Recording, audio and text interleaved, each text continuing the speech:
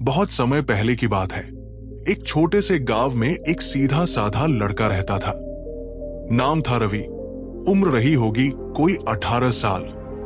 उसका चेहरा मिट्टी और धूप से तपा हुआ था, लेकिन आंखों में एक अलग ही चमक थी, एक कलाकार की चमक। रवि के पिता गांव के जाने माने कुम्हार थे।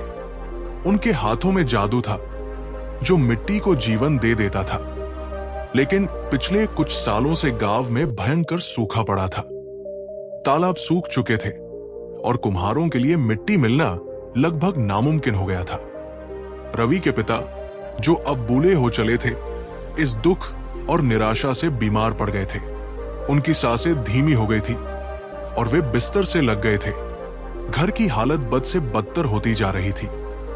मां, जो पिता के साथ काम में हाथ बंटाती थी, अब घर चलाने के लिए लोगों के घरों में झाड़ू पोंछा का काम करने लगी थी। उनकी पीठ झुक गई थी और चेहरे पर चिंता की गहरी लकीरें खिंच गई थी। रवि की एक छोटी बहन भी थी जिसका नाम था सुमन। सुमन को पढ़ने का बहुत शौक था, लेकिन उसके लिए किताबें और स्कूल की फीस जुटाना अब एक सपना बन गया था। घर की कच्ची दीवारें धीरे धीरे टूट रही थी और छत से मिट्टी गिर रही थी। अब घर का एकमात्र सहारा रवि ही था। वो दिन भर लोगों की मदद करता, कभी खेत में हल चलाता तो कभी किसी मकान की नींव खोदता। मजदूरी से जो कुछ मिलता वो पिता की दवाइयों और घर के खाने में लग जाता। कई बार जब रात को घर में अंधेरा छा जाता तो रवि अपनी कुल्हाड़ी और छेनी लेकर गांव के बाहर चला जाता।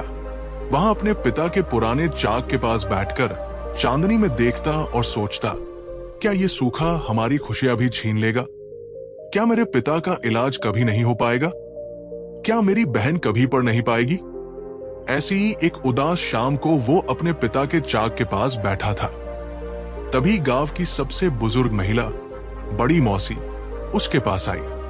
उन्होंने रवि को सिर झुकाए देखा और प्यार से पूछा, क्यों रे रवि, अकेले क्यों बैठा है? इतना उदास क्यों है? रवि ने सिर उठाकर देखा। बड़ी मौसी की झुर्रियों से भरी आंखों में ममता थी। उसने भारी मन से कहा, मौसी, आप तो जानती हैं, मिट्टी नहीं है तो काम नहीं है। पिताजी बीमार है, मां की हालत खराब है और सुमन की पढ़ाई रुक गई है। मैं क्या करूं? कुछ समझ नहीं आता। बड़ी मौसी ने प्यार से उसके सिर पर हाथ रखा और कहा, बेटा, चिंता करने से काम नहीं बनता, काम करने से बनता है। जिस शहर में तू पहले मिट्टी बेचने जाता था, वहां जा बेटा, वहां कुछ तो काम मिल ही जाएगा। तू मेहनती है, कुम्हार का बेटा है, तेरे हाथों में हुनर है, कुछ भी करेगा तो कुछ ना कुछ बन ही जाएगा।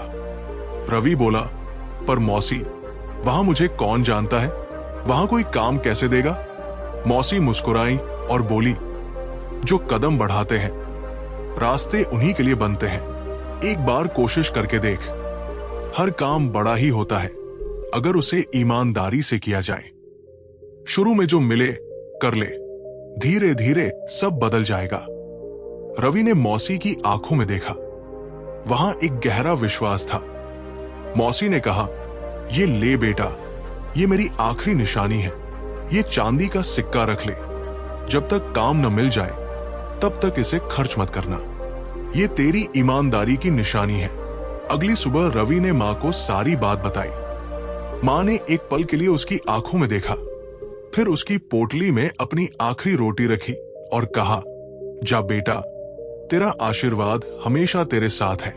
तू मेरे लिए एक उम्मीद की किरण है। रवि अपनी पोटली लेकर शहर की ओर चल पड़ा। शहर गांव से बिल्कुल अलग था।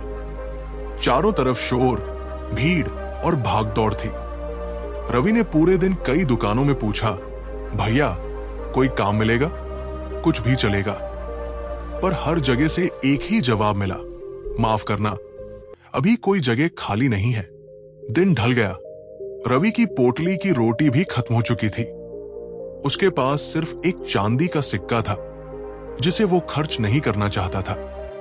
रात होने लगी थी और वो शहर की एक सड़क पर एक मिठाई की दुकान के बाहर भूखा प्यासा बैठा था। तभी उसने देखा कि एक छोटा बच्चा दुकान से बाहर भागा और उसके हाथ से एक पर्स गिर गया। रवि ने तुरंत पर्स उठाया और बच्चे को पकड़ने के लिए दौड़ा। बच्चा तो चला गया, लेकिन वो पर्स लेकर दुकान के मालिक शंकर दादा के पास पहुंचा और कहा, सेठ जी, आपका पर्स गिर गया था। शंकर दादा ने पर्स खोला और देखा कि उसमें बहुत सारे नोट थे। वे रवि की ईमानदारी देखकर दंग रह गए। उन्होंने रवि से पूछा, तुम कौन हो और यहां क्या कर रहे हो? रवि ने पूरी बात बताई। शंकर दादा ने उसे देखा। उसकी आंखों में एक अजीब सी चमक थी। वो समझ गए कि यह कोई साधारण लड़का नहीं है। उन्होंने रवि से कहा, तुमने मेरी ईमानदारी का परिचय दिया है। आज से तुम मेरे पास काम करोगे। काम छोटा होगा पर ईमानदारी बड़ी होगी। शंकर दादा ने रवि को खाना दिया और रहने की जगह दी। रवि ने अगले दिन से दुकान में काम शुरू कर दिया। वो बर्तन मांजता, झाड़ू लगाता, लेकिन उसकी आंखों में सीखने की ललक थी। वो हर छोटी बड़ी बात को ध्यान से देखता था। शंकर दादा ने रवि की लगन देखी और उसे मिठाई बनाने का काम सिखाना शुरू कर दिया। रवि ने अपने कुम्हार पिता से सीखा था कि मिट्टी को कैसे आकार दिया जाता है। वही कला उसने अब मिठाई में लगा दी। वो जल्द ही एक बेहतरीन कारीगर बन गया। 2 साल बीत चुके थे। रवि ने मेहनत करके काफी पैसे जमा कर लिए थे। एक दिन उसने शंकर दादा से कहा, सेठ जी, मैं अपने गांव वापस जाना चाहता हूं। अब वहां सूखा खत्म हो गया है और मैं वहां अपनी मिठाई की दुकान खोलना चाहता हूं। शंकर दादा, जो रवि को अपने बेटे जैसा मानते थे, मुस्कुराए और बोले, जा बेटा, मैंने तुम्हें सिर्फ काम नहीं दिया, बल्कि तुमने मेरी विरासत को संभाला है। उन्होंने रवि को कुछ मिठाई बनाने का सामान दिया और कहा, जाओ, अपने गांव में मेरी दुकान का नाम रोशन करना। रवि अपने गांव वापस आ गया। उसने अपने घर के पास एक छोटी सी दुकान खोली। लोग उसे देखकर हैरान थे। अरे, ये तो वही रवि है जो शहर गया था। रवि ने अपनी मिठाई की दुकान खोली और उसकी मिठाई इतनी स्वादिष्ट थी कि जल्द ही उसकी दुकान मशहूर हो गई। वो अपने पिता का इलाज करा पाया, अपनी मां की थकान दूर कर पाया और बहन की शादी भी बड़े धूमधाम से की। एक दिन वो अपने पिता के पुराने चाक के पास बैठा था। उसकी आंखों में आंसू थे, पर ये खुशी के आंसू थे। उसने बड़ी मौसी के दिए गए चांदी के सिक्के को निकाल कर देखा। वो अब भी चमक रहा था। उसे लगा, ये सिक्का सिर्फ चांदी का नहीं, बल्कि ईमानदारी और मेहनत का प्रतीक है। दोस्तों, रवि की कहानी हमें यह सिखाती है कि हालात चाहे जितने भी मुश्किल क्यों न हो, अगर इरादे मजबूत हो तो हर रात के बाद एक नई सुबह जरूर आती है।